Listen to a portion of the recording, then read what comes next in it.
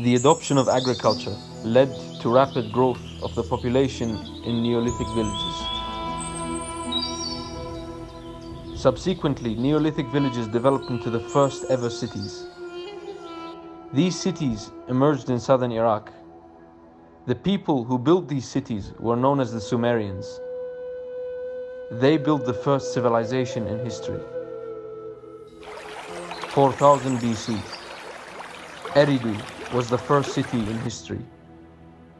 Other Sumerian cities followed, such as Uruk, Ur, Larsa, Lagash, Ummah, Shurupak, Isin, Nippur, Kish, Sipar, and Eshnuna.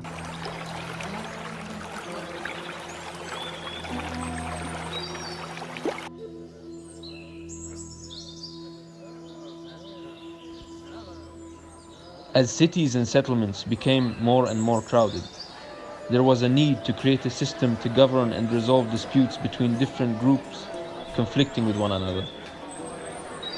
As a result, agricultural peoples recognized and vested power into political authorities to create order and work for the common good.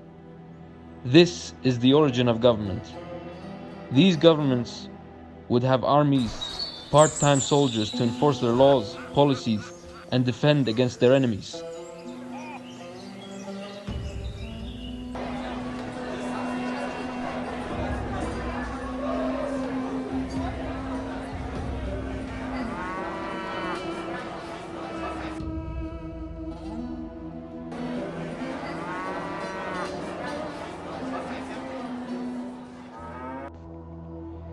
The hierarchy of Sumerian society consisted of the following social classes. 1. The priests. In each city, assemblies of priests held political power. They made decisions on behalf of the whole city. Priests and priestesses managed and maintained temples. 2. Nobles. Nobles were often military leaders. 3. Free commoners. They were the majority of people.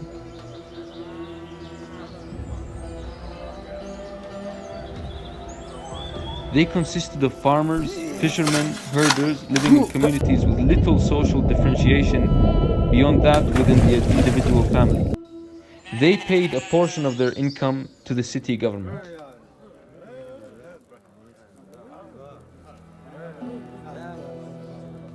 4. Slaves. They consisted of war captives, criminals, and indebted individuals. The Sumerians' diet generally consisted of fish, cattle, dates, onions, and bread, and they drank beer.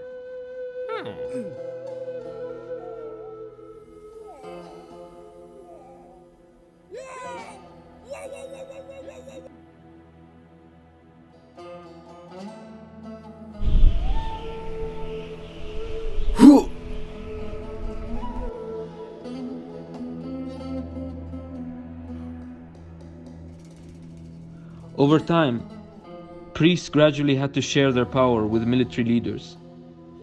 In times of emergency, they would yield powers to one leader who would use these powers to establish himself as a monarch and pass on his position to his children. To cement his legitimacy, the monarch would often marry a temple priestess to have both religious and military authority.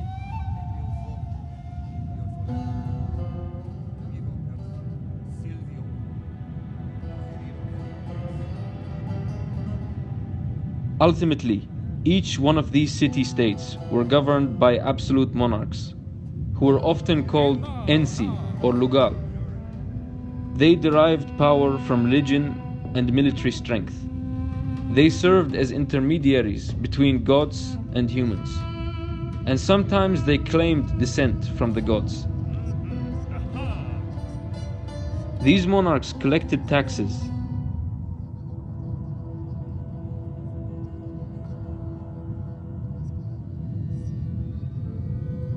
and used their resources to build large structures, bureaucracies, complex irrigation systems,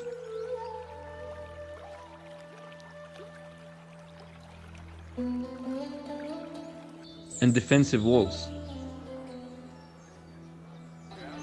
It is important to note that in ancient Sumer, each city-state was an independent entity with its own king. At times, these city-states competed and warred against one another. And at other times, they collaborated and established diplomatic relations with each other. However, these people shared a similar language and culture and identity.